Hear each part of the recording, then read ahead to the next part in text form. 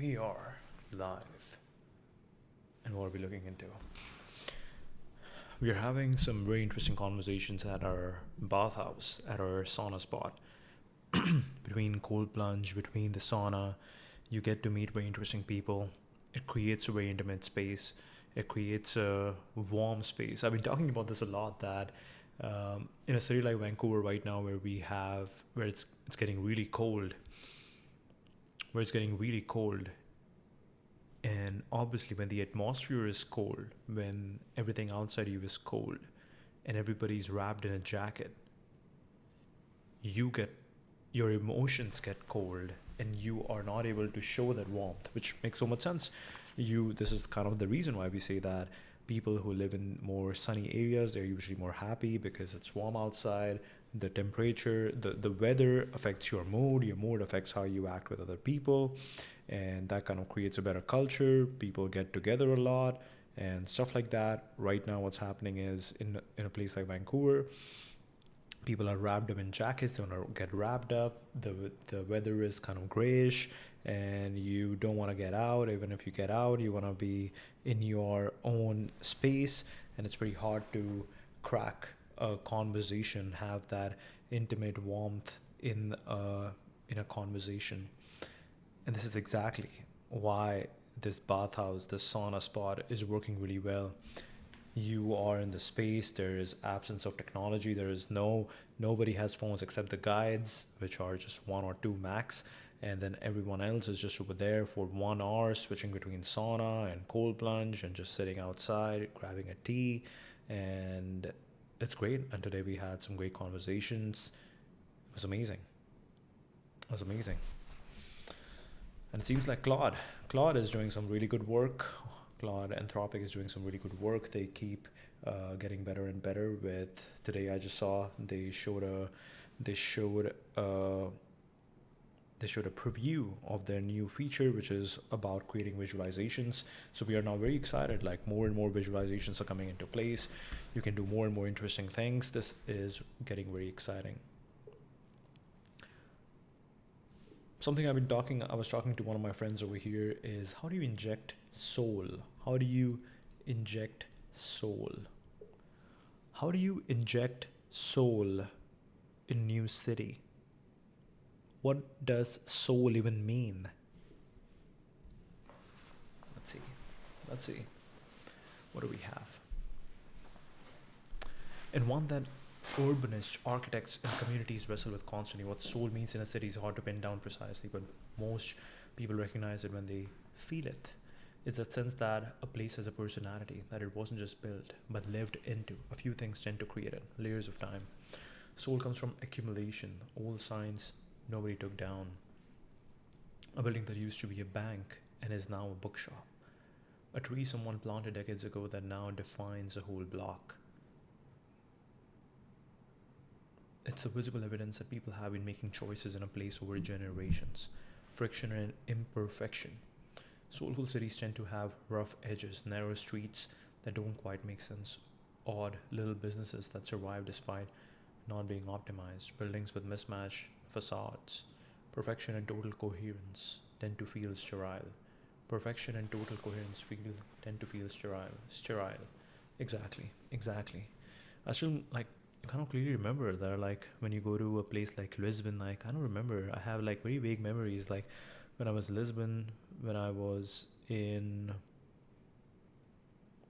Lisbon and other European cities. There are these little tiny alleys where you go deep into it, and then you find these like couple young people, old people, just like sitting in a circle and just talking, and it feels amazing. It feels really cool.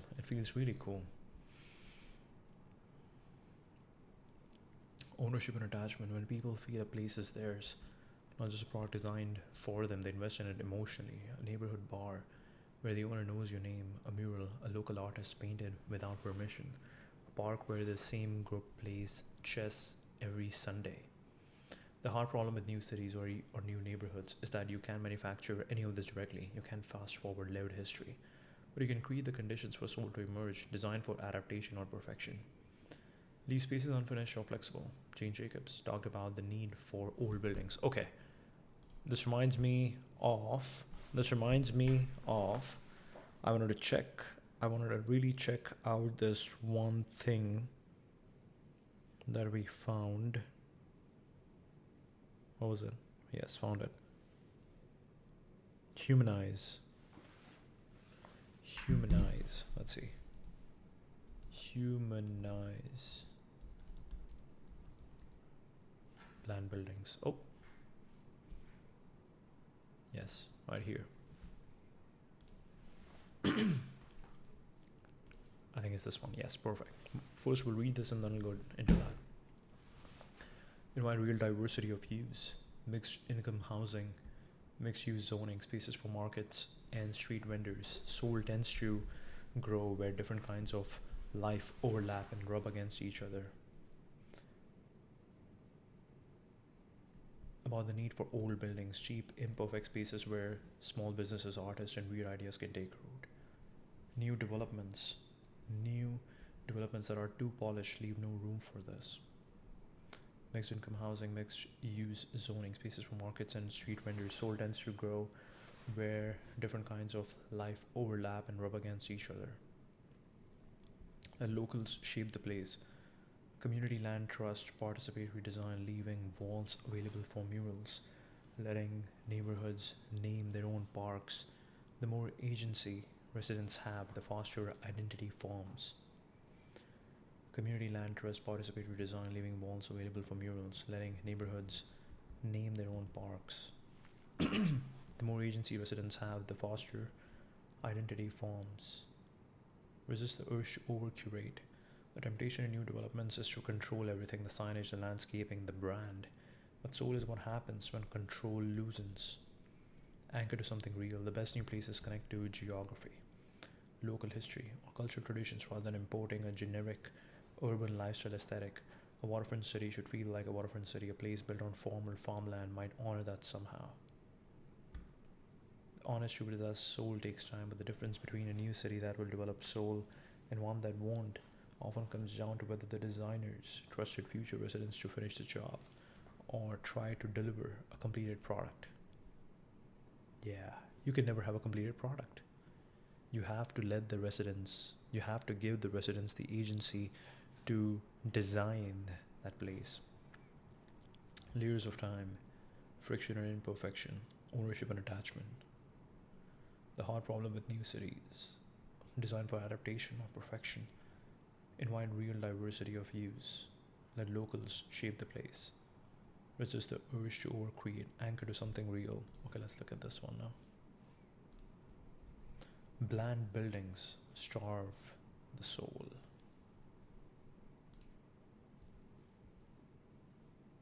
We decided to come to the beach here in Morecambe and build a city of bland castles to really highlight the problem of bland, soulless buildings that are springing up all across towns and cities across the UK.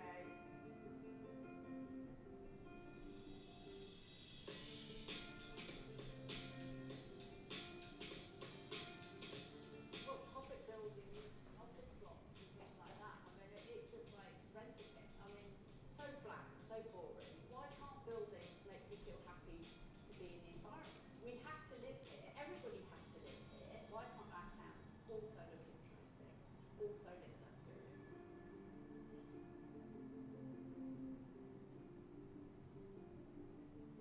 Absolutely wonderful to see something that is challenging how we think about design and creativity. I think it's really important to be surrounded by things that make us feel happy and feel joy.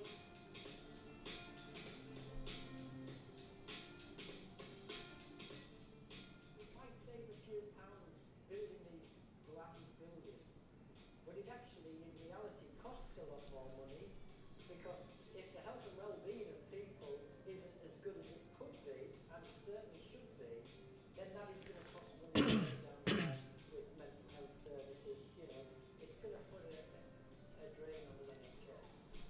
We've had amazing castles built by the kids here, adorning them with shells and feathers and rocks.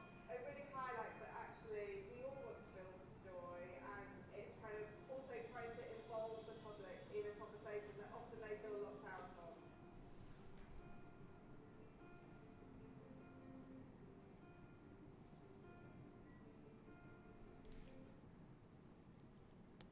How your town or city looks, join us here. Bland castles on humanized.org.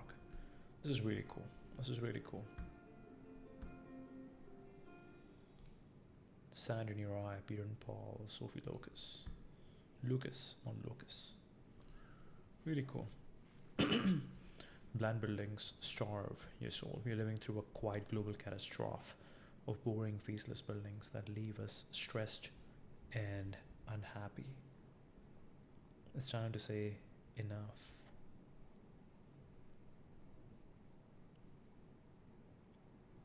Humanize, humanize, humanize, humanize, humanize, humanize, humanize.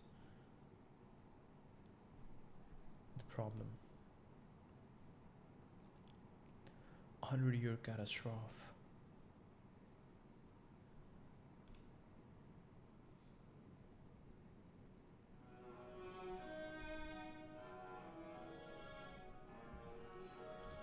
Tower of London, Houses of Parliament. Oh my god, Edinburgh Castle. Royal Liver Building.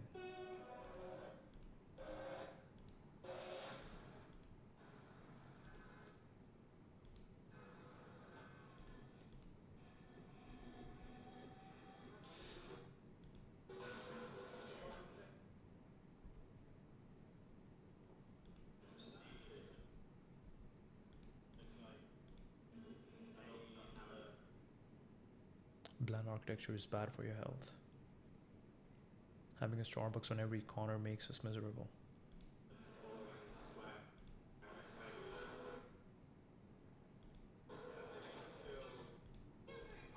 Wow. Wow.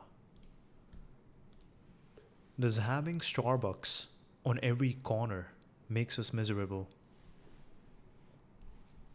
Oh my god. Oh my god.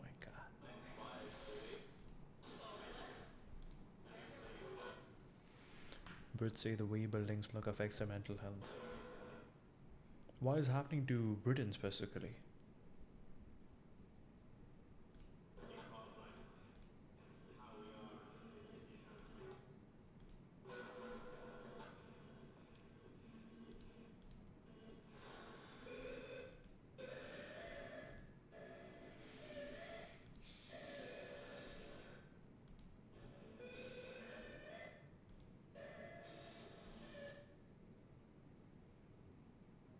"75 years of sold as development data."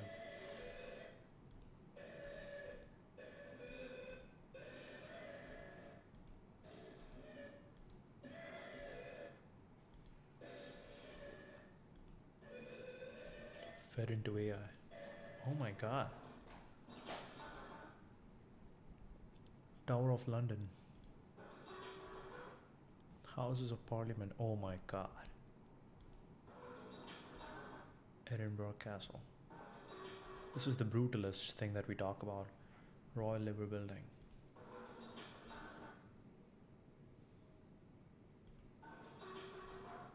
Buckingham Palace. Oh my god, Buckingham Palace is just, yeah, a box of glass. Turned into a collection of dystopian souvenirs. Gold Hill, Houses of Parliament. Buckingham Palace. Royal Liver Building. Tower of London. Buckingham Palace. Houses of Parliament. Edinburgh Castle.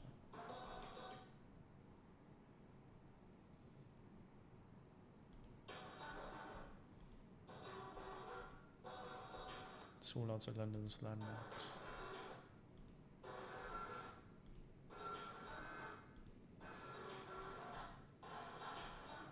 And sent to the most influential voices in the UK.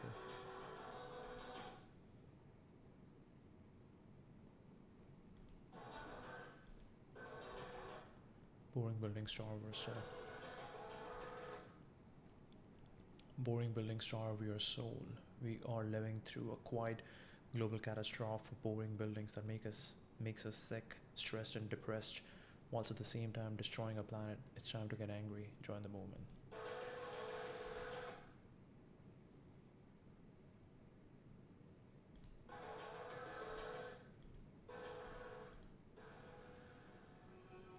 beautiful buildings feed it.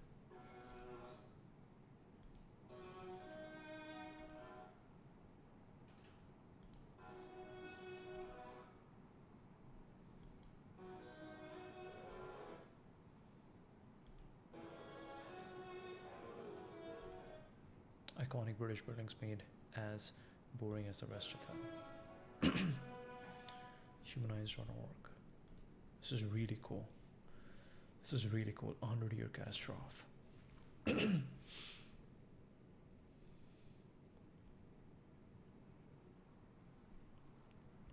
There's a catastrophe unfolding that's affecting you and everyone you love. It has been happening for 100 years and counting, but it's a slow and stealthy process. We've been forced to live through a lost century of harmful architecture. It's made us more stressed, more angry, more scared, more divided. It's sickened our minds and sickened our planet. Humans are not well suited to a life of boredom. Boring is not nothing. It's worse than that. Boring is a state of psychological deprivation. It's like putting too much sugar, fat, carbohydrate, alcohol, and nicotine into a human body. More often than not, it's the combination and accumulation that kills you. It's the combination and accumulation that kills you. Boring buildings deprive us of crucial sensory information, of crucial sensory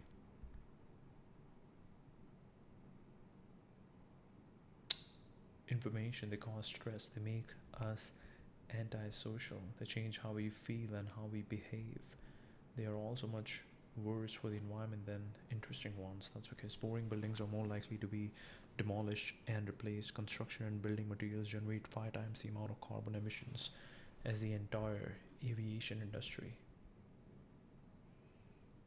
Boring is not nothing. It's worse than that. How do buildings make you feel? Here's what people have to say.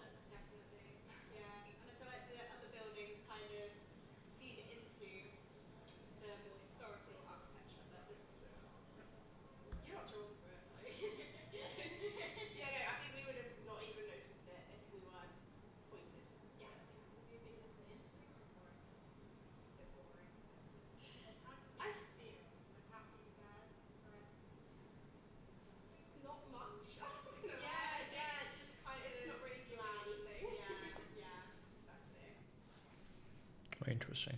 It's like, what's the opposite of love? The opposite of love is not hate, it's indifference.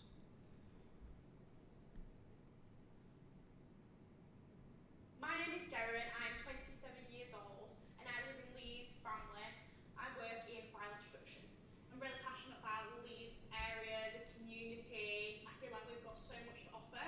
So right now I'm looking at the Pinnacle building and I'm just thinking in comparison to these two that either side of it, it just feels very boring, a little bit soulless, and I feel like it's such a shame. Comparing this street to this, I'm seeing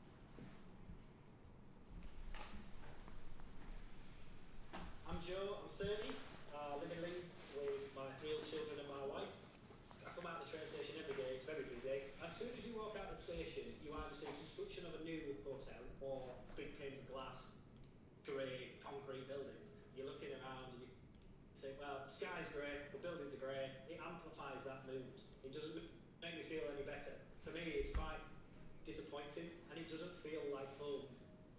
If I was to speak to the architect responsible for the building in front of us, I would probably ask them why buildings are made so modular. Could we not bake in some sort of character? It feels like we've just stuck a new building in the middle of heritage, really. I would change the colour if I could only change one thing, but for me, I would change the shape, maybe add some sort of pattern to it. You see a good example of what I'm talking about with the big glass buildings that have been put up in Leeds. I find it quite aggressive.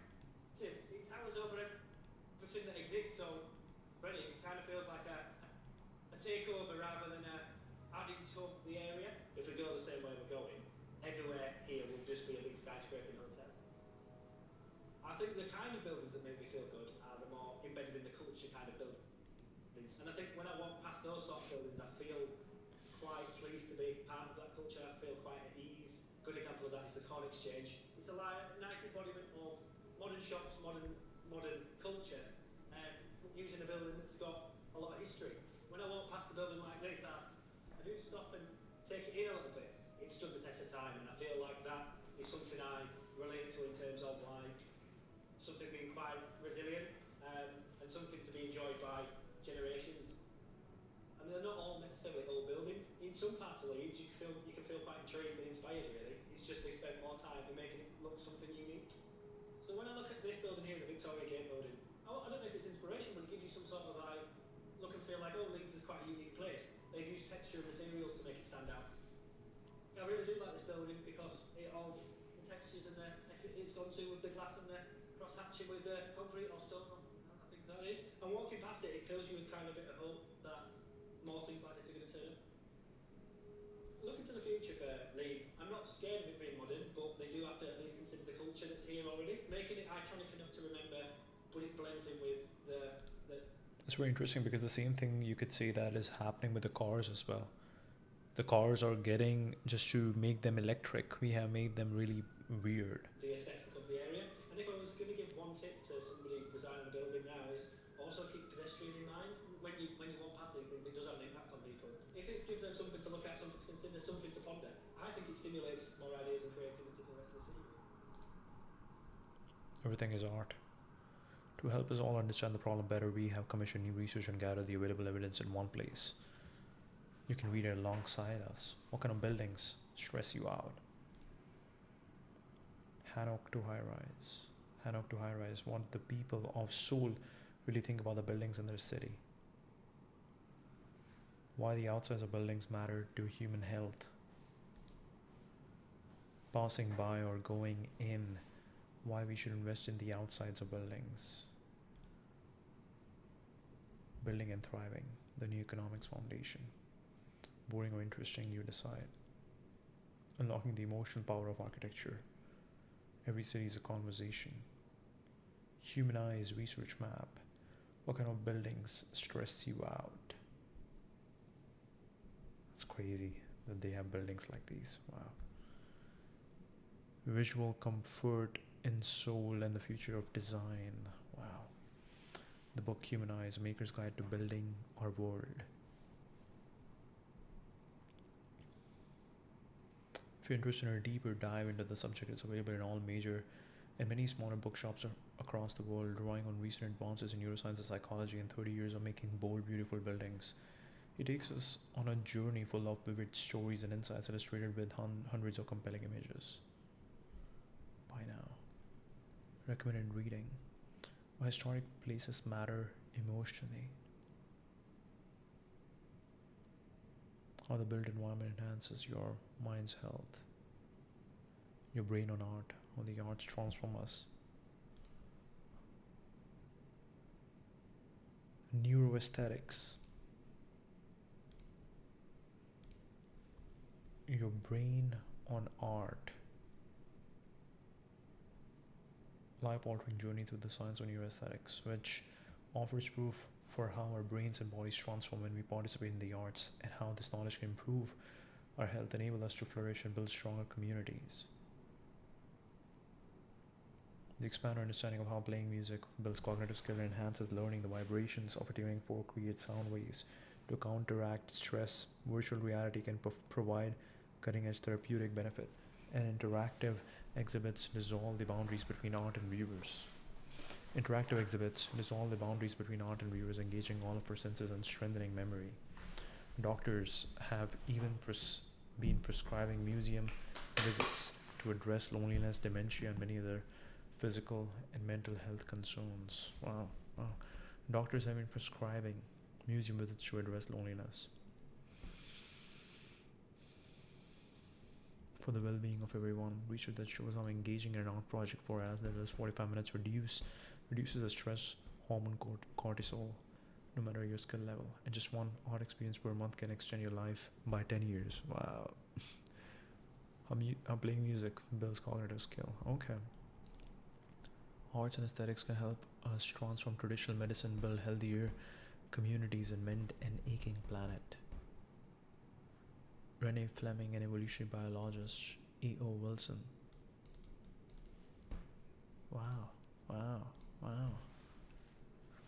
There's a question that, okay, let's look into this. Does having Starbucks on every corner makes us miserable? Wow.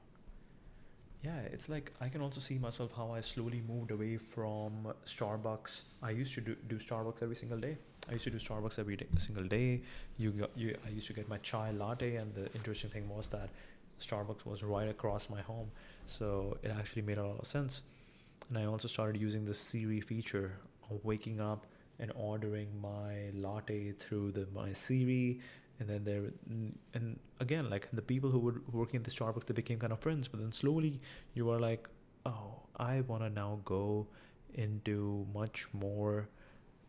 I want to go into more local coffee shops. I want to go into more coffee shops that have more character. Touches on urban design, psychology, economics, and culture all at once. The short answer is it's complicated, but there's something real underneath the complaint. What people are actually reacting to when they lament a Starbucks on every corner isn't really about coffee. It's about legibility, the feeling that you could be anywhere, that the place you're standing in has no particular identity. Psychologists sometimes call this placelessness. There's genuine evidence it affects well-being. People form attachments to places partly through distinctiveness. When everywhere looks the same, that attachment weakens. But the story isn't one-sided. Starbucks and chains generally also provide consistency, accessibility, decent wages relative to some independence. Third place where people can sit and linger. In underserved neighborhoods, a chain arriving can actually signal investment and provide amenities that didn't exist before. The person who romanticizes a quirky local cafe sometimes forgets that not every neighborhood has one. That makes sense. If you are not in like one of the major cities, Starbucks can be really helpful. The real issue is monoculture, not any single brand. One Starbucks is in a neighborhood with 10 other unique spots is fine.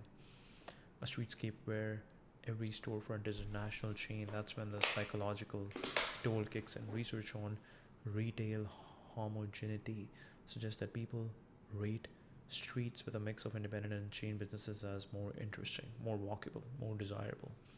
It's variety that matters. A few forces make this worse than it needs to be. Commercial landlords offer preferred chain tenants because they are lower risk.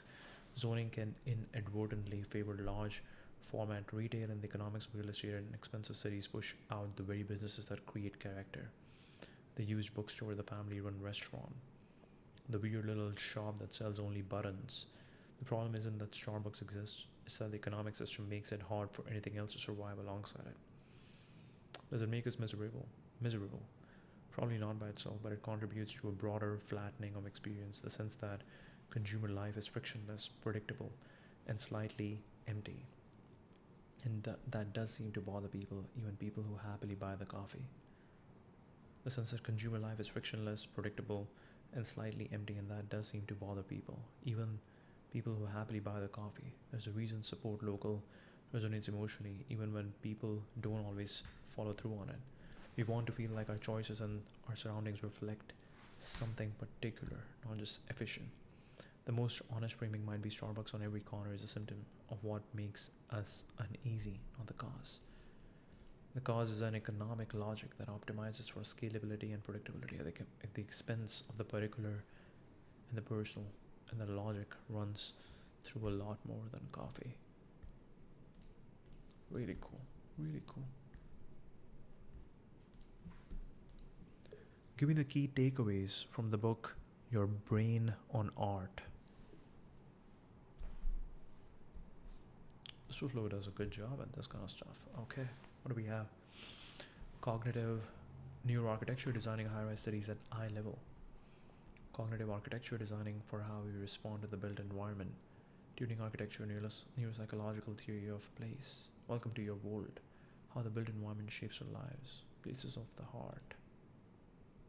Canadian-based neuroscientist explores the intersection between architecture, psychology, and urban design. Join the movement. So we got the problem, we got the future. We need to rehumanize our cities.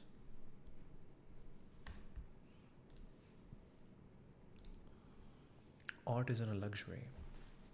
It's a biological necessity. The book's central argument is that we have miscategorized the arts as entertainment or enrichment, when they're actually fundamental to how our brains and bodies function. The authors show how activities from painting and dancing to expressive writing and architecture are essential to our lives, not optional extras.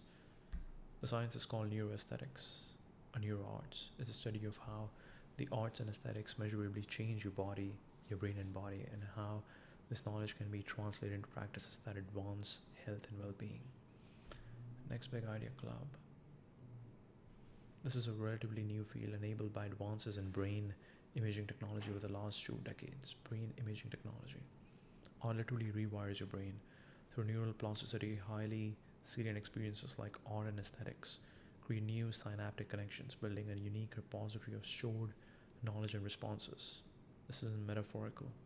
Engage in creative activities physically changes your neural pathways over time. Small doses have outsized effects. Research shows that engaging in an art project for as little as 45 minutes reduces the stress hormone cortisol regardless of skill level. And even 1 art experience per month may extend your life by 10 years.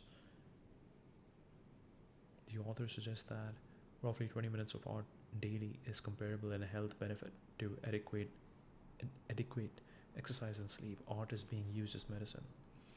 Dance is being used to restore motor function in Parkinson's disease. Music is retrieving memories of patients with dementia.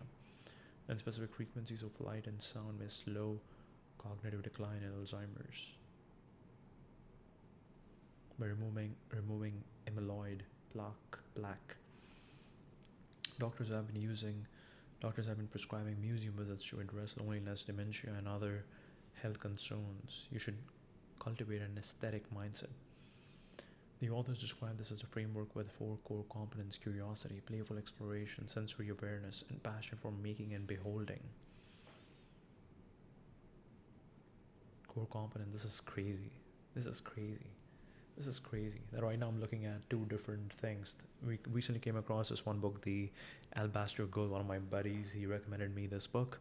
And it's all about dating, but dating from this perspective where you are appreciating the beauty without trying to own it, without trying to capture it. And that talks about this exact same thing, that people need to develop curiosity, playful exploration, sensory awareness, passion for making and beholding. And that's the same thing that the Alabaster Goal is all about, which is again that how do you become someone who builds this magnetism? You have curiosity, you have playfulness, you have sensory awareness, and you are passionate about creating things. The idea is that art isn't just what hangs in galleries. It's in the pattern of your rug, the shape of your plants, the design of your surroundings. Simple creative practices carry real therapeutic weight. Some of the specific suggestions include writing down a secret to relieve stress and cognitive load, working with your hands and using materials like clay or yarn to ignite sensory receptors and sharpen focus, and singing or humming to activate the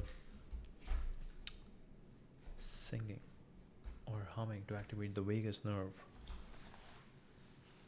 and engage the parasympathetic nervous system.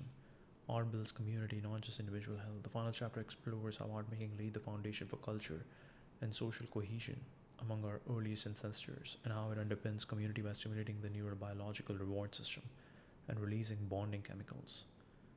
Even simple examples like community gardening or singing together can strengthen social bonds.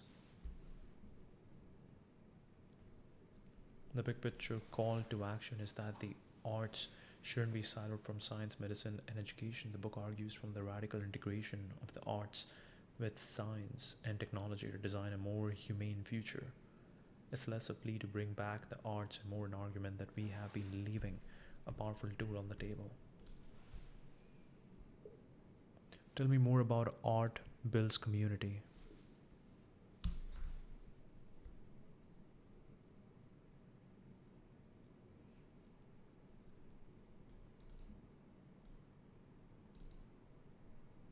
Neuroarts, neuroaesthetics. Actually, one of the book's most ambitious arguments goes well beyond art brings people together as a field-well platitude and grounds it in evolutionary biology and neuroscience.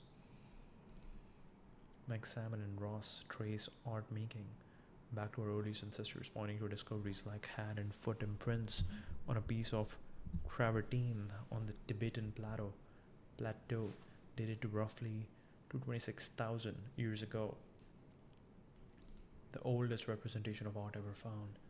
Their argument is that shared creative expression wasn't a byproduct of civilization, it was one of the mechanisms that produced civilization. Creative expression wasn't a byproduct of civilization, it was one of the mechanisms that produced civilization. The art creates culture, culture creates community, community creates humanity. Art creates culture, culture creates community, and community creates humanity.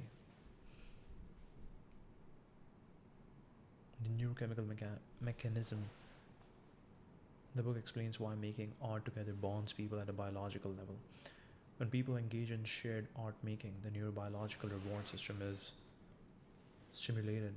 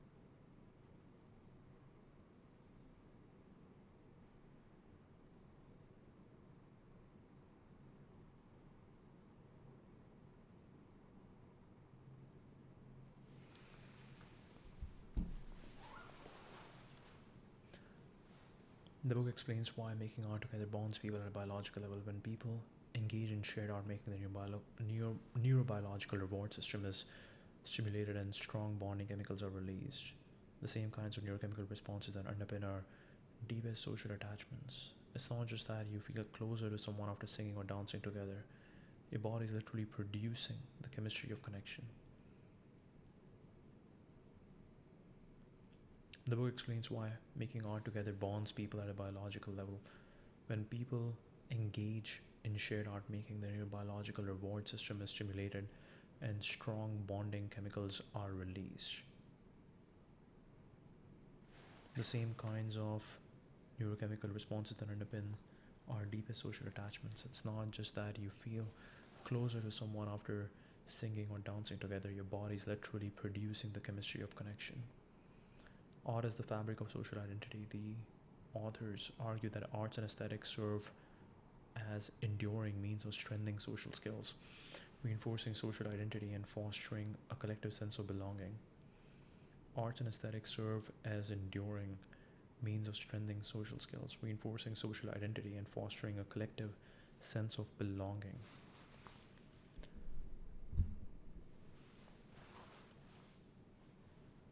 They are embedded in the traditions, symbols, and rituals of cultures and religions across the world and throughout human history, forming the very fabric of our being as social creatures. By reinforcing the shared beliefs that help communities thrive across generations. Art is repair when communities fracture. This is one of the more powerful claims in the book. When a culture faces erasure or marginalization, the arts provide a vital space for communities to reconnect with their cultural roots, repair losses, and cultivate new traditions.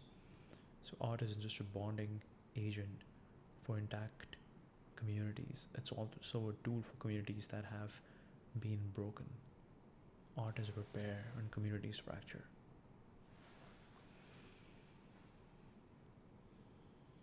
Practical applications already underway. The book points to real world programs translating this science into action. The US military creative forces initiative uses visual arts, music, and dance interventions to help soldiers and their families recover more fully from PTSD and traumatic brain injuries. Communities are also learning about social prescribing and arts on prescription.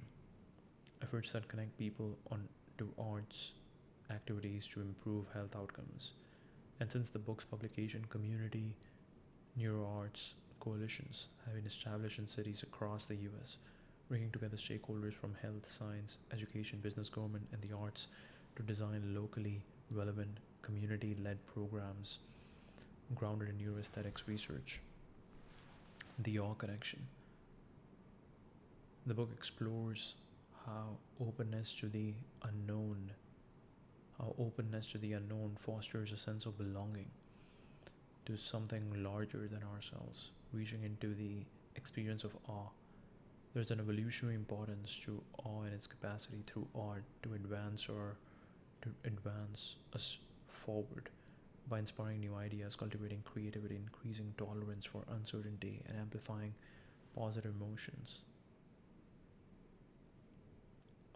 Openness to the unknown fosters a sense of belonging to something larger than ourselves, reaching into the experience of awe. There is an evolutionary importance to awe and its capacity through art to advance us forward by inspiring new ideas, cultivating creativity, increasing tolerance for uncertainty, and amplifying positive emotions. What makes this thread of the book particularly relevant to your earlier questions about city, soul, and chain homogeneity is the implication.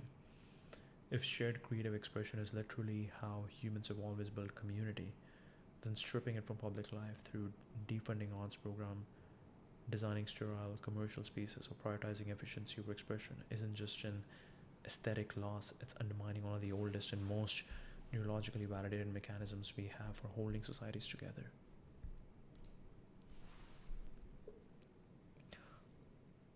How are some cities bringing back art, injecting art into the cities?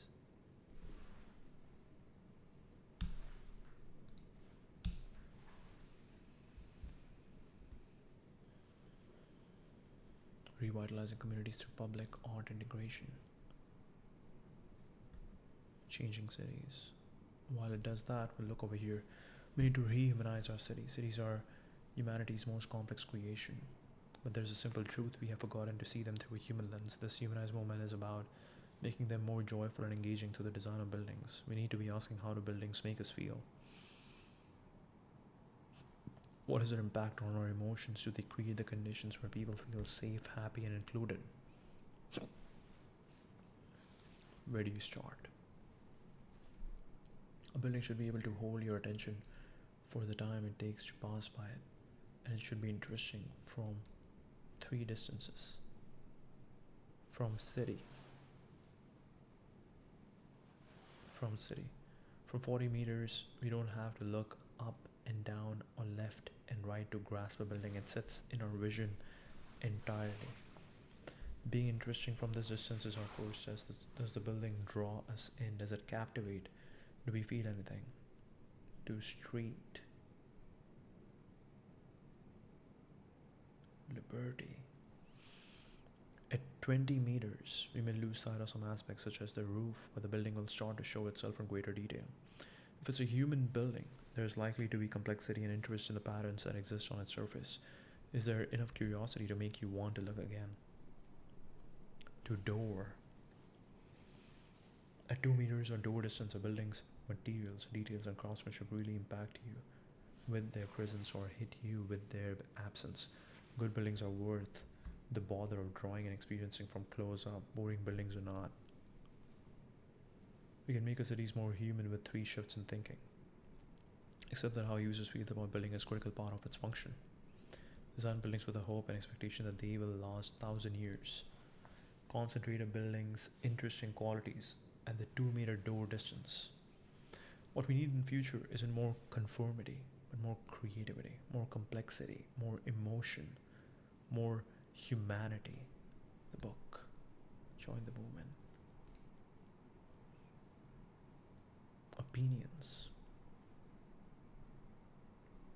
Healthier buildings, healthier brains, healthier economies. How can buildings and cities support the boost of brain economy? Most important, buildings that fulfill our basic needs or nurture our spirit. Why we must build more joyful cities. It is the season of joy. How our global evidence review can help real world design. Bell Phillips becomes the first architects to join Humanize. This is pretty cool that they have been able to bring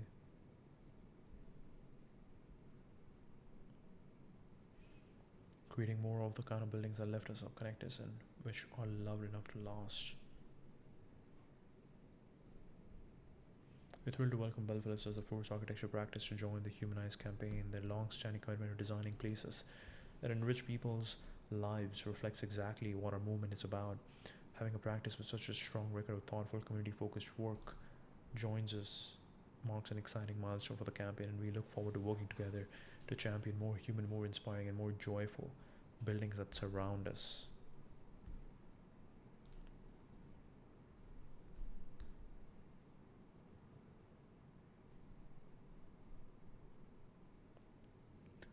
Building soul returns for second.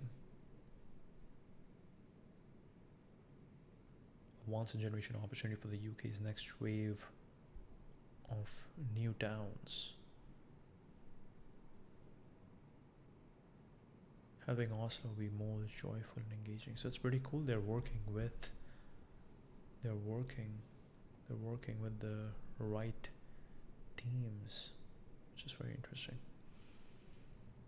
I think this is also very interesting. What kind of buildings stress you out?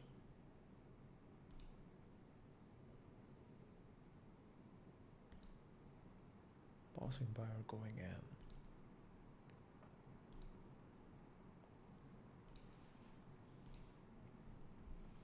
Every city is a conversation.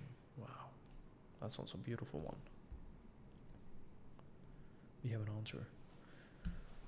There's a lot happening. It goes well beyond putting a sculpture in a plaza. Cities are experimenting with an art integration at several different levels, from infrastructure and policy down to healthcare and neighborhood life. Embedding artists directly in government. New York City's Pair Public Artists in Residence program places artists inside municipal agencies as creative problem solvers, tackling civic and social challenges. Since the program began, 24 artists have been embedded in 15 agencies.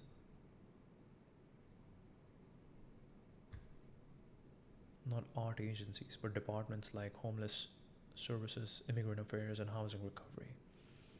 The 24-26 cohort includes an artist working with the Mayor's Office of Housing Recovery Operations who is exploring how creative storytelling can make city services more accessible to migrant communities. The idea is in decoration.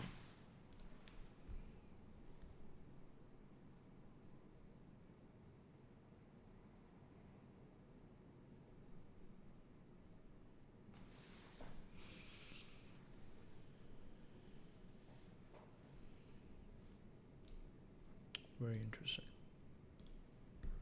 The ideas in decoration is bringing artistic thinking into bureaucratic problem solving. Art as literal infrastructure. Some cities are moving beyond treating art as an add-on and building it into the physical fabric. In Bali, the Trihitakarana Tower in Nuano Creative City functions simultaneously as an observation tower and a media art installation with over 1,000.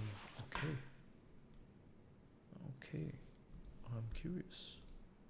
In Bali, we have this thing, Tirahita TKH Tower.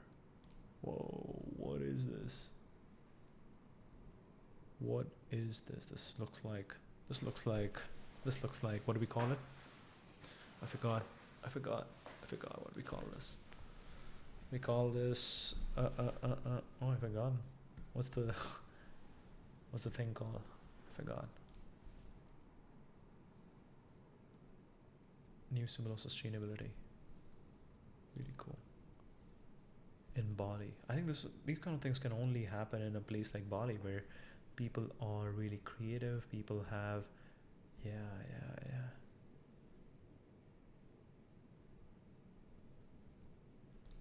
These things come to you. Whoa, this is Toronto. What is this? This is Toronto. CN Tower.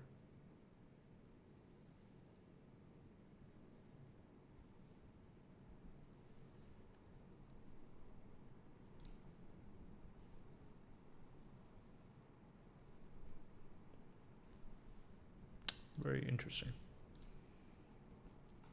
Observation tower and a media art installation with over 1,000 lighting devices and 18 projectors, turning its facade into a daily artwork. Drawing roughly 80,000 visitors per month in Shanghai, a kinetic. By the way, tell me more about the Nuano Creative City. Tell me more about this.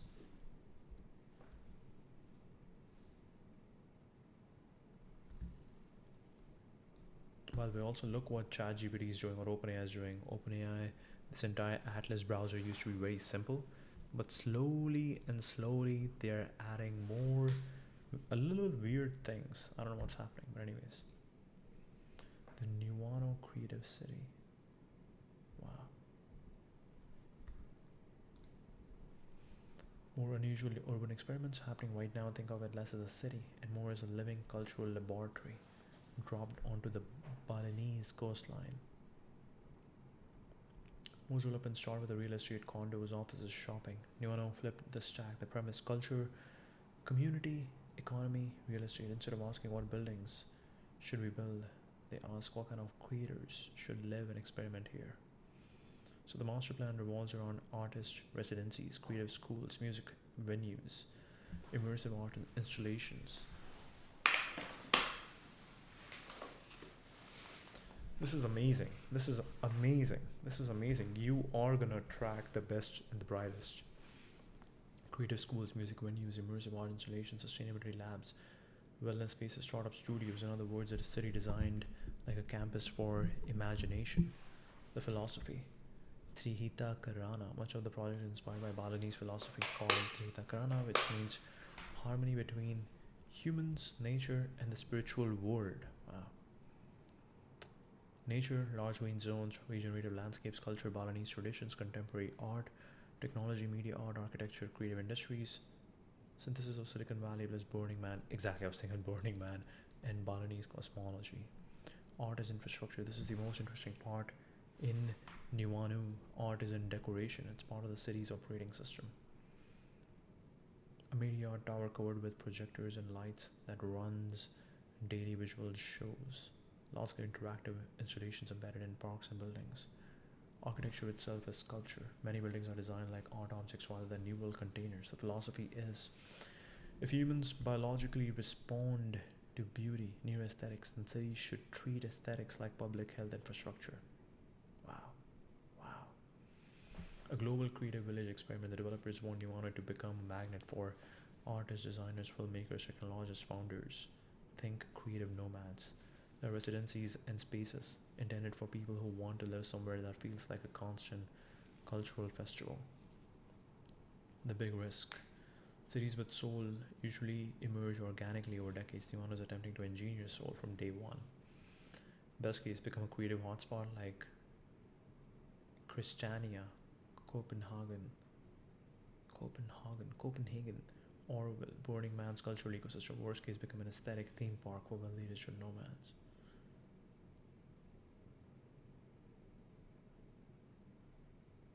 Both ideas share a premise. Culture is infrastructure, not just entertainment, a way to shape communities and meaning. Nuano is basically trying to build a physical version of the creative internet.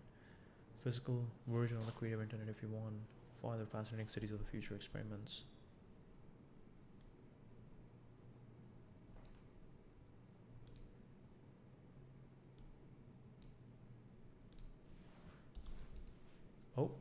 said Tess instead of yes. Neom, the sci-fi megacity. Okay, we'll look into that as well. Let's go over here now. Kinetic facade on a commercial building has improved tenant quality, foot traffic, property values, like becoming one of the city's most recognizable urban assets.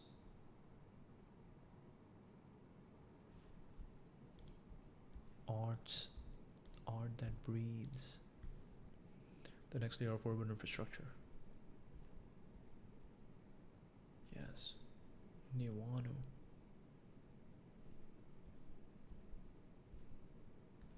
Wow. Who did the...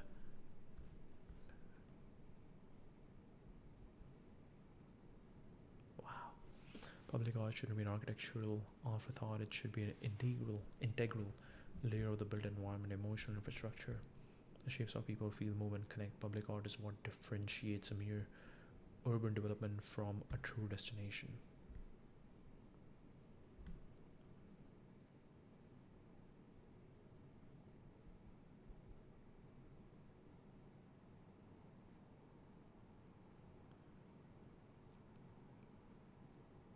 Collective engagement, proving how value can be generated through experience, not just square meters.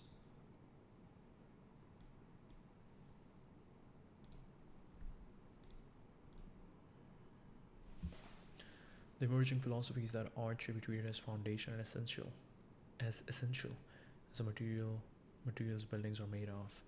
Doctors prescribing museum visits is one of the most fascinating developments. Massachusetts launched the first statewide arts and prescription program in the US in 2020, allowing physicians, physical therapists, and mental health clinicians to prescribe visits to local museums, theatres, zoos, parks. The UK's National Health Service has gone further, formally incorporating social prescribing and covering costs of case workers who connect patients to community art programs. Really cool. Really cool. Really cool.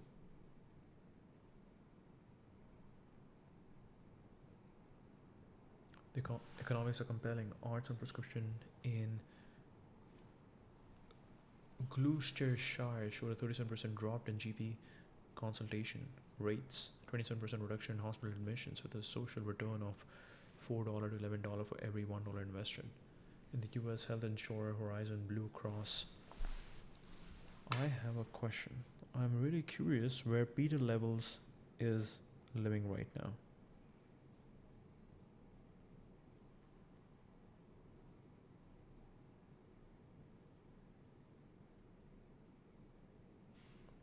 Let's see.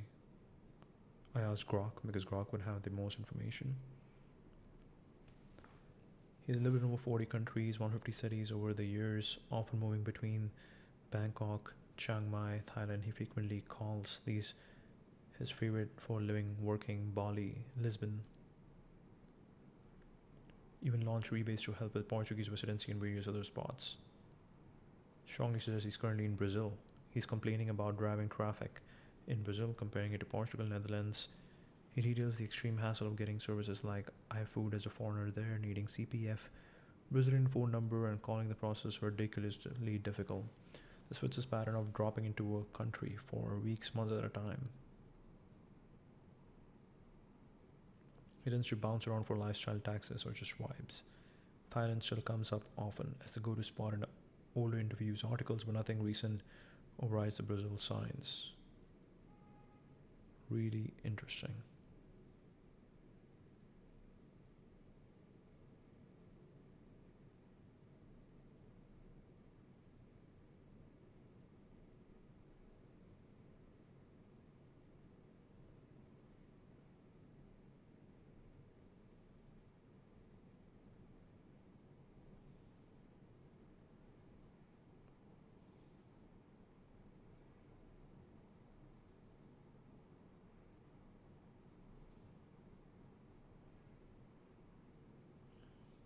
Now that I got my driver's license, seeing people drive like complete goons every day, now I think a number one priority should be to get every car brand to self-driving ASAP on a worldwide government mandate. Humans are way too retarded to drive. Really interesting.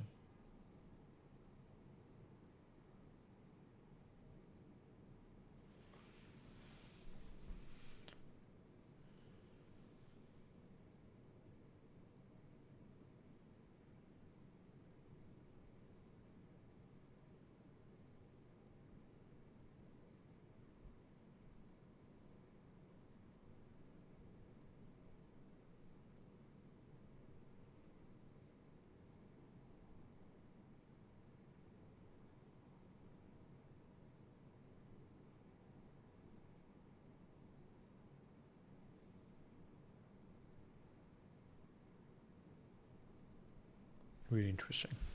I was really curious where he spends time because it's a classic digital nomad. Okay. The social return of £4 to £11 for every £1 invested. In the US, health insurer Horizon Blue Cross Blue Shield has partnered with the New Jersey Performing Arts Center to connect high utilizers of the health system to arts and cultural programs. Europe's new Bauhaus. The European Commission launched the new European Bauhaus in 2020, allocating nearly 160 million for projects that fuse urban design, science, technology, art, and community spirit, with the explicit goals of reducing environmental harm, tackling social inequality, and improving public spaces.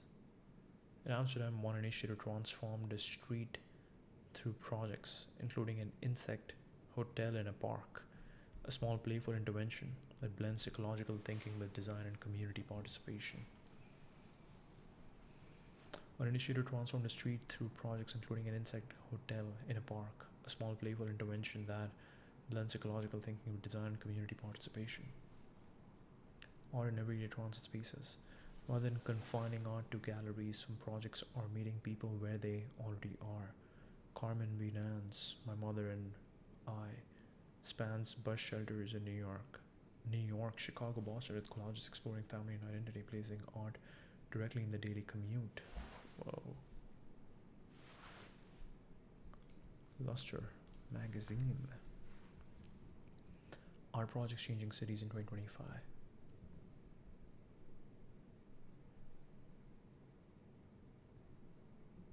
How are art projects shaping urban identity? Take Between Tides at Rockaway Beach in Queens, New York. Moko Fukuyama and Amalia Pika. Sculptural ping pong tables embedded in the sand, designed by artists. Yes, the bean. And the seed hovers above water.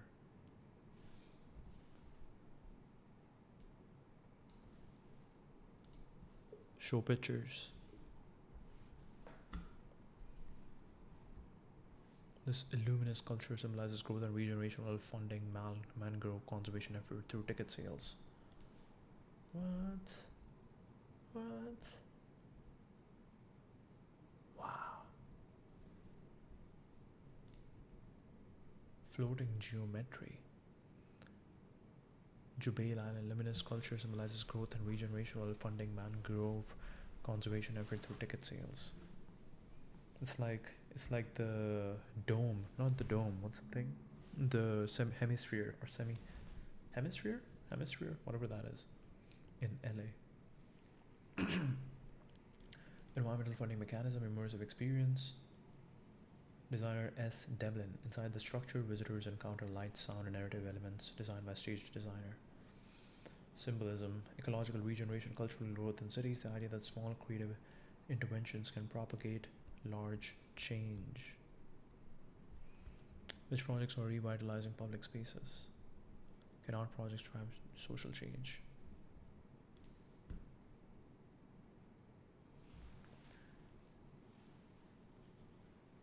New York High Line, a hyper-realistic pigeon sculpture by Ivan R. Gold sits on a plinth above the city, ennobling a creature most New Yorkers dismiss as a pest, prompting reflection on humanity's relationship with the natural world. Community-level neuro-arts coalitions, building directly on the research in your brain on art. Community neuro-arts coalitions have been established in cities including Kansas City, Los Angeles, and others, bringing together stakeholders from health science, education, business, and government to design locally rooted evidence-based arts programs that address community health, well-being, and social cohesion. What ties all of these together is a shift in how cities think about art's function. It's moving from nice amenity to something closer to essential urban art infrastructure. A tool for public health, social cohesion, economic development, and civic problem solving. The cities doing it most interestingly aren't just commissioning big shiny installations, they are weaving creative practice into the systems that run daily life. Neom City. Yes, we got Neom.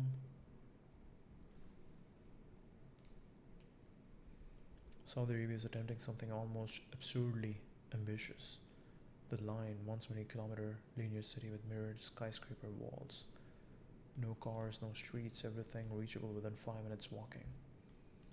AI optimized infrastructure. The vision, compress a metropolis into a hyperdense corridor so nature outside remains untouched. Critics say it risks becoming urban theory taken too literally.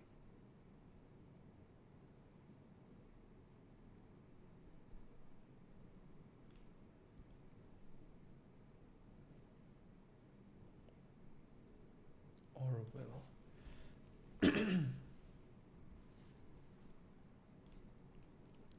1968 radical idea. People of 60 plus countries experimenting with collective governance, sustainable living, alternative education, spiritual philosophy.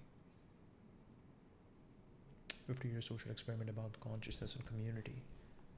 It remains one of the longest running intentional cities on earth. Songdo, International Business District.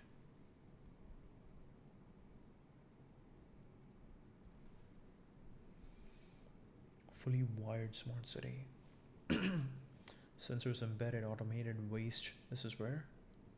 Songdo. Where is Songdo? Visitors often say it works perfectly but feels slightly empty. Automated waste systems. Trash moves through underground tubes. Telepresence tech built into apartments. Massive urban planning efficiency. Urbanists use Songdo as a lesson. Efficiency alone doesn't create soul. Master City, the climate laboratory. Master. Attempt to build a low carbon desert city. Passive cooling architecture inspired by old Arab cities. Solar power everywhere. Car free. Core with autonomous electric powered research hub for climate technology. It's basically a testbed for post oil urbanism. Zuzalu. Let's go, Zuzalu.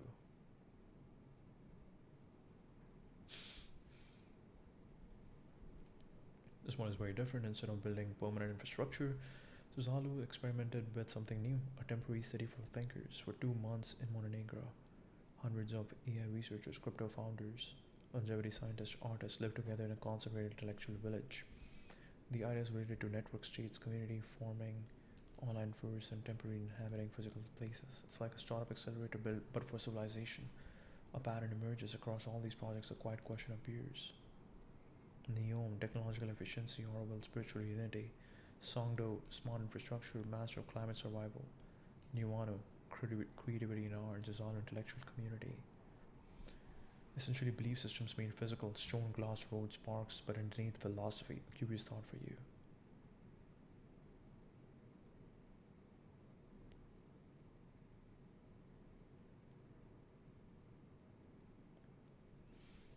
Digital cities of thought, physical cities of culture, and the most interesting experiments will probably blend the two.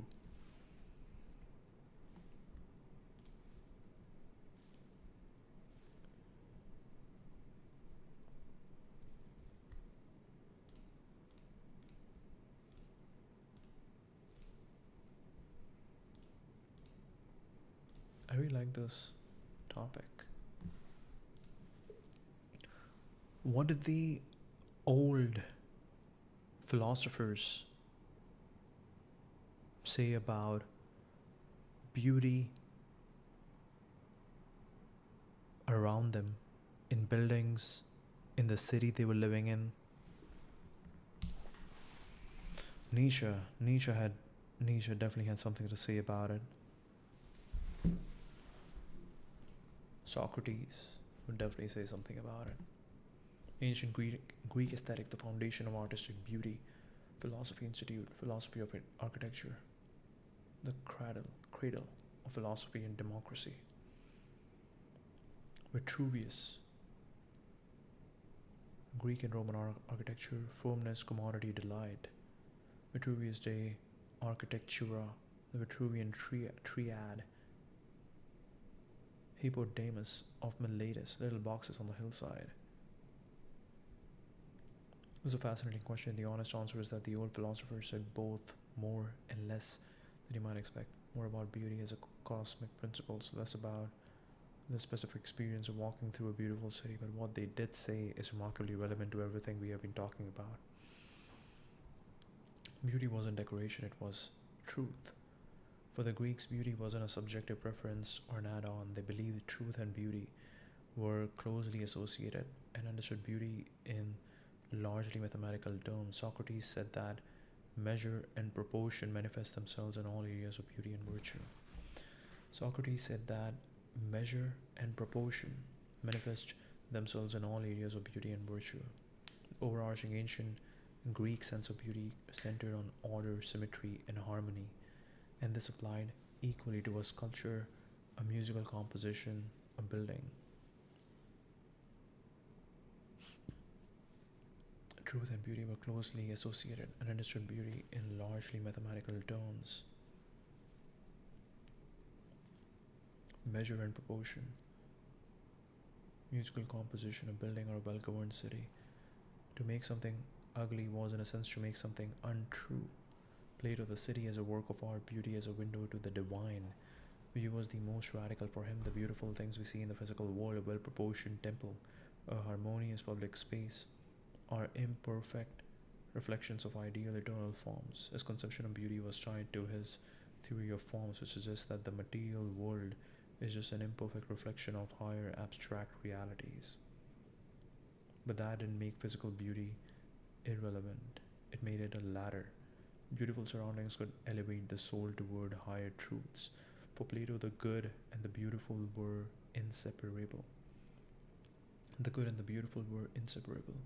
The statesman composes the state out of love for beauty, just as an artist composes a work of art. He saw architecture favorably precisely because it promotes the social good, and as a non-mimetic art form progresses through exact measurement. He saw architecture favorably precisely because it promotes the social good, and as a non-mimetic art form progresses through exact measurement. Aristotle, beauty is practical, and city design is political philosophy. Aristotle was more grounded. For him, beauty was about the proportions and balance of parts within a whole, how different elements come together in harmony to create something greater than the sum of its parts. He believed beauty could be found in all natural things, whether in a work of art, a well-constructed building, or the natural world itself. On city planning specifically, Aristotle had a wonderfully nuanced take. He discussed the work of Hippodamus of Miletus, considered the father of urban planning, who designed cities on orderly grids. Aristotle acknowledged that orderly planning was beautiful and convenient in peacetime, but argued that irregular, unplanned streets were better for security.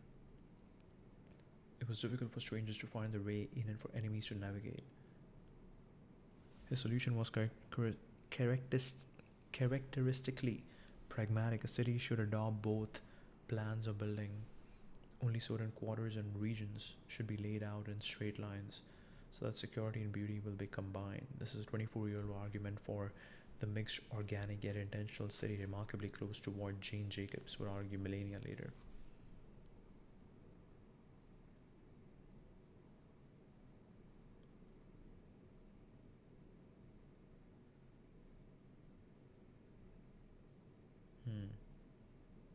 This is very interesting.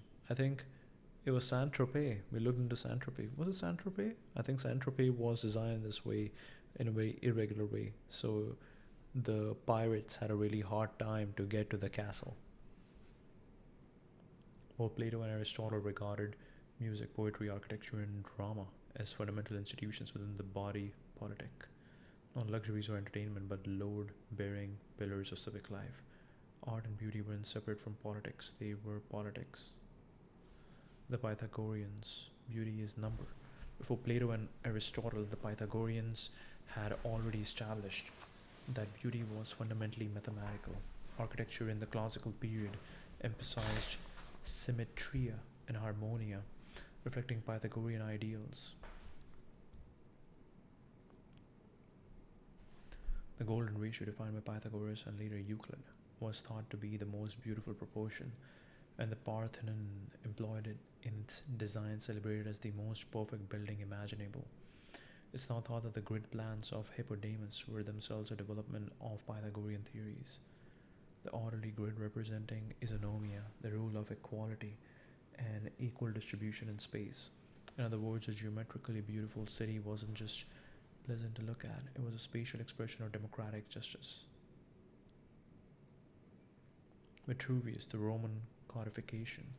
The most direct statement about architectural beauty came from the Roman architect and engineer Vitruvius, writing around 27 BCE. He asserted that a structure must exhibit three qualities: formitas, utilitas, venustas, stability, utility, and beauty. Venustas, Vitruvius, Roman codification. Stability, utility, and beauty.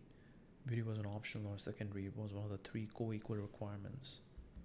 Architecture was an imitation of nature, and when humans perfected the art of building, they discovered proportions culminating in the greatest work of art, the human body. The Latin word venustas, literally the qualities possessed by the goddess Venus, implied a visual quality that would arouse the emotion of love. Buildings were supposed to make you feel something. The Stoics and Plotinus, beauty as an innate human sense. In Cicero and the Stoics, the notion of an innate human sense of beauty was spelled out. The idea that responding to beauty isn't learned or cultural, but hardwired into us. Plotinus, the great Neoplatonist, took this further. He wrote treatises titled On Beauty and On Intelligible Beauty, and Emperor Galienus actually entrusted him with creating a city in Campania called Platonopolis, where people would live according to Plato's philosophical ideals. A city literally designed by a philosopher to embody beauty and virtue.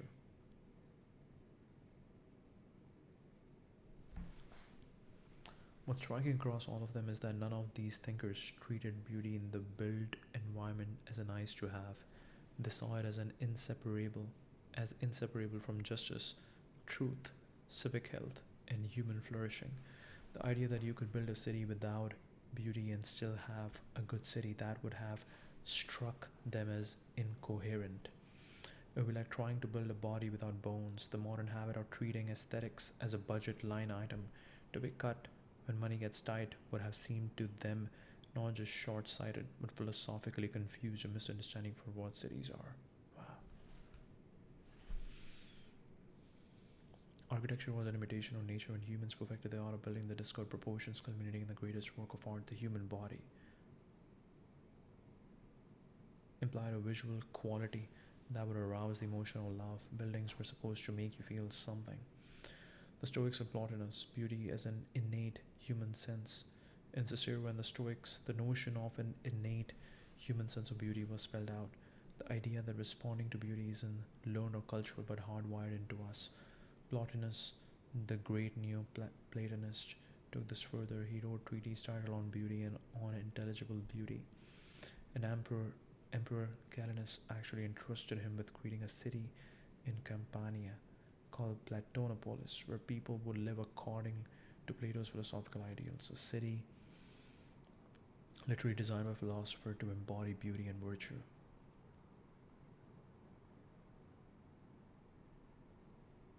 Platonopolis. None of these thinkers treated beauty in the built environment as a nice to have. They saw it as an inseparable from justice, truth, civic health, and human flourishing. The idea that you could build a city without beauty and still have a good city, that would have struck them as incoherent. It would be like trying to build a body without bones.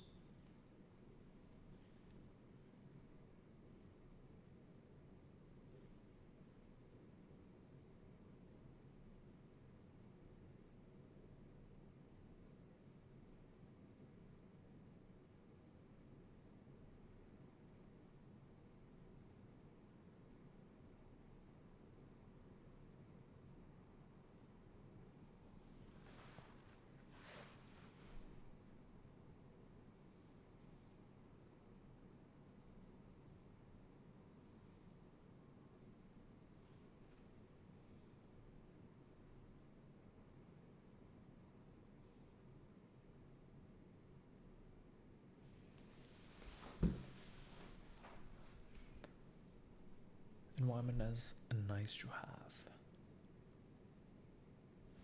This is really cool.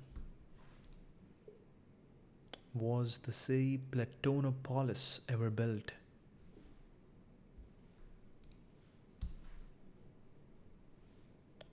What happened in the city? Did we build the city? He wrote a treatise titled On Beauty and on Intelligible Beauty. It was one of the great what-ifs of ancient history. Plotinus, the Neoplatonist philosopher, had become so respected that Emperor Galienus and his wife Salonina personally venerated him. Members of the Roman Senate attended his lectures, and aristocratic friends entrusted him as a guardian of the children when they were dying. Plotinus saw an opportunity to turn that imperial friendship into something extraordinary. According to Porphyry's biography of Plotinus, our primary source, there had once stood in Campania, by tradition, a city of philosophers now in ruins. Plotinus asked the emperor to rebuild the city and hand over the surrounding district to a new community. The population would live under Plato's laws. The city would be called Platonopolis, and the Plotinus himself would settle there with his associates. A tangible manifestation of the ideals of justice, virtue, and harmony laid out in Plato's Republican laws, a place where philosophy wouldn't just be taught but would shape the very structure and daily life of its citizens. According to scholars who have reconstructed what the city would have looked like, it would have featured religious observance, rules encouraging procreation, universal education, and peaceful coexistence, care for the poor and for strangers.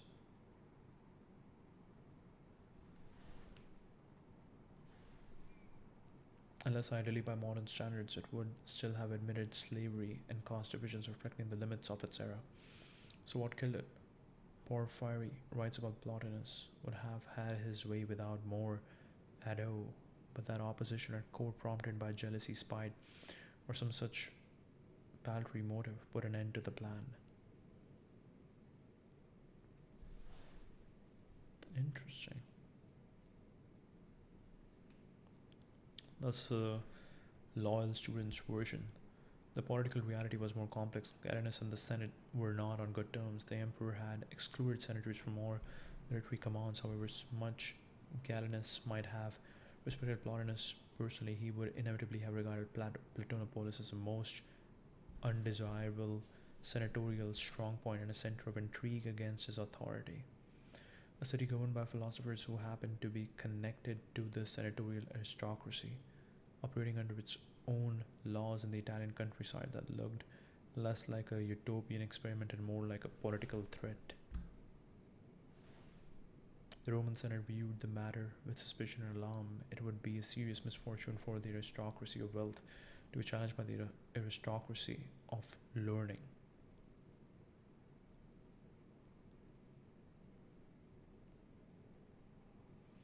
And the window closed entirely. Galienus was assassinated in 268 CE, and his successors showed no interest in Greek philosophy. Plotinus, likely afflicted by disease during the plague of Cyprian, still sweeping the empire, withdrew from Rome to a villa in Campania, ironically the same region where his ideal city would have stood, and died there around 270. It's a poignant story when you set it against our whole conversation. Here was a philosopher who believed beauty, truth, and good were literally the same thing, who thought you could build a city around that principle, and who came close enough to actually doing it that only court politics stopped him. The fact that it failed says something about the perennial difficulty of translating philosophical ideas about beauty and civic life into brick and stone. The powers that be will always find reasons to prioritize security, wealth, or control over the kind of city philosophers dream about. And yet the idea keeps coming back, from Renaissance ideal cities to the new European Bauhaus, to every community that tries to put art at the center of how people live together. Wow.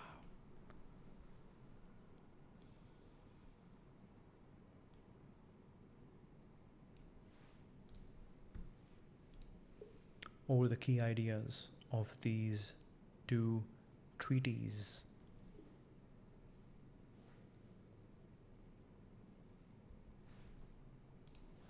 Treatise.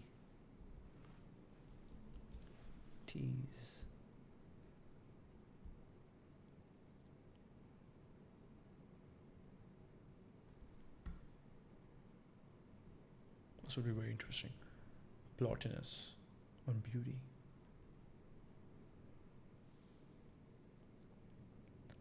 one continuous argument in two movements. The first starts from the beauty you can see and touch and climbs upward. The second starts from the top, the divine mind looks down, explaining why the physical world is beautiful at all. Together, they form probably the most influential philosophy of beauty ever written. Is not symmetry.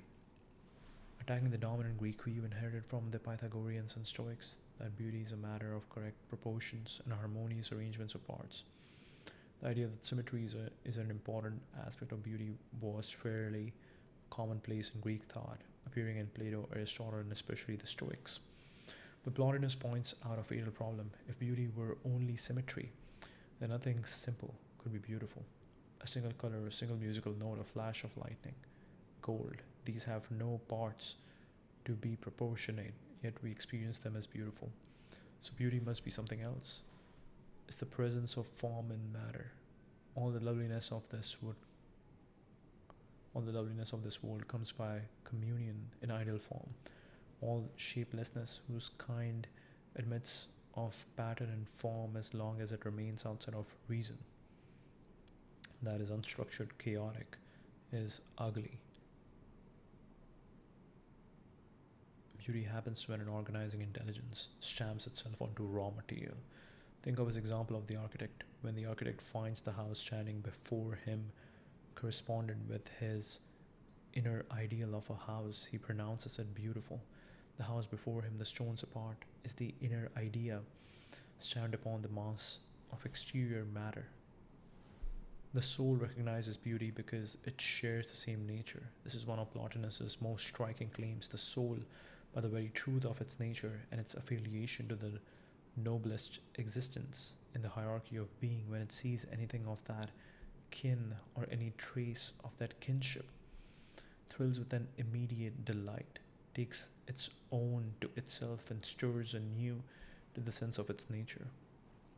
You recognize beauty the way you recognize a family member, not by analysis, but by an instant sense of kinship. And when the soul encounters ugliness, it shrinks within itself, denies the thing, turns away. Beauty is not subjective preference, it's recognition.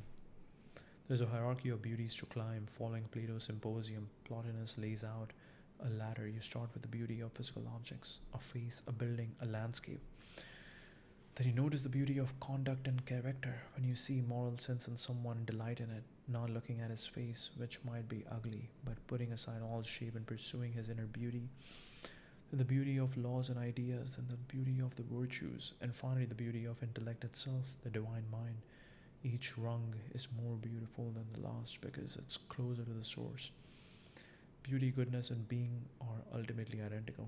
That is just to say that in the soul's becoming a good and beautiful thing is its becoming like to God, for from the divine comes all the beauty and all the good in beings.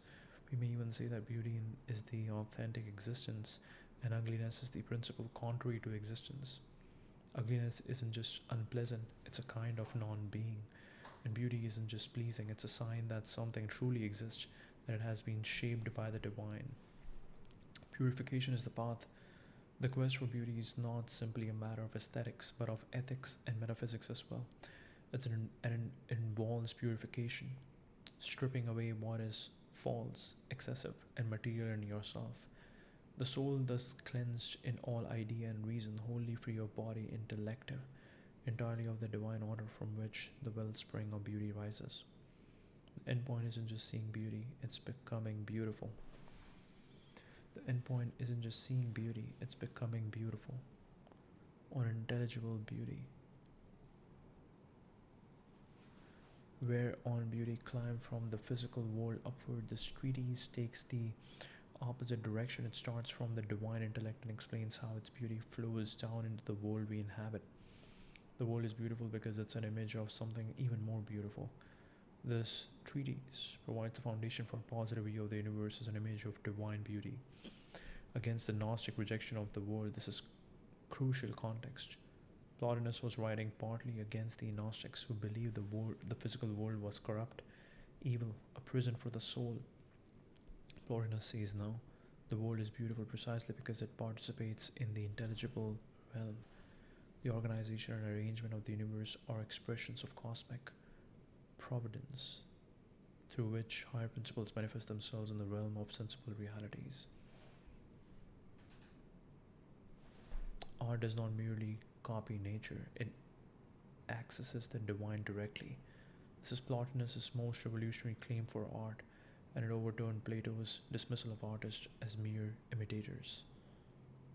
The notion that the artist has within him an idea of beauty that derives directly from the intelligible world coincides with this theory that each one of us has access to intellect through our own intellect. Amazon. Wow. He uses the famous example of two blocks of stone, one shapeless and untouched by art, the other mastered by art and turned into a statue of a god, or a grace, or a muse. The stone which has been brought to beauty of form by art will appear beautiful not because it is a stone, because then the raw block would be equally beautiful, but because the artist has impressed upon it a form drawn from the intelligible world. The primary principle of beauty is intellect, from which all images should be taken. Forms of art, like the forms of nature, and the product of intellect. Nature itself is a contemplative artist. According to Plotinus, everything stems from contemplation, participates in contemplation, and aims at contemplation whenever possible. Nature doesn't produce beauty mechanically, it produces beauty the way an artist does, by contemplating the forms and expressing them in matter. There is a continuum from the highest divine contemplation all the way down to a plant growing toward the sun. Beauty flows downward but weakens as it descends. Beauty flows downward but weakens as it descends. That which is produced must always be of the same kind as its producer, but weaker through losing its virtue as it comes down. So the beauty of a sunset is real beauty, but it's a diluted version of the beauty of the soul, which is a diluted version of the beauty of intellect, which is itself an expression of the good, the one which is beyond beauty altogether, too great even to be called beautiful. It is too great even to be called beautiful. Egyptian hieroglyphs as a model for intelligible knowledge. In a remarkable passage, Plotinus praises Egyptian temple inscriptions because they left aside the writing forms that represent sounds and convey the propositions of reasoning, and drew pictures instead, engraving a separate image for every separate item. Thus they exhibited the absence of discursiveness in the intellectual realm, for each manifestation of knowledge and wisdom is a distinct image in an object in itself, an immediate unity, not an aggregate of discursive reasoning. In the intelligible world, you don't reason your way.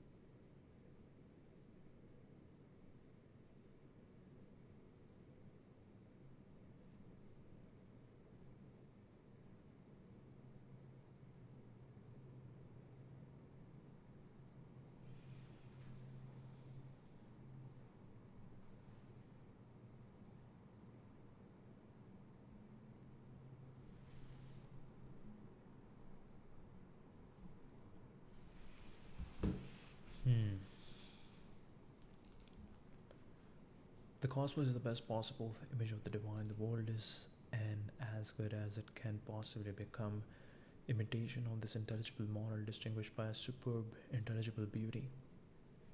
This is Plotinus' answer to anyone who despises the physical world. If you find this world ugly, the problem is with your perception, not with the world. It is as beautiful as matter can get. Why these two treaties matter together?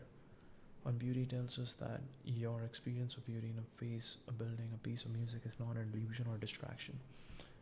It's a genuine encounter with something real, the first rung on a ladder that leads all the way to the divine.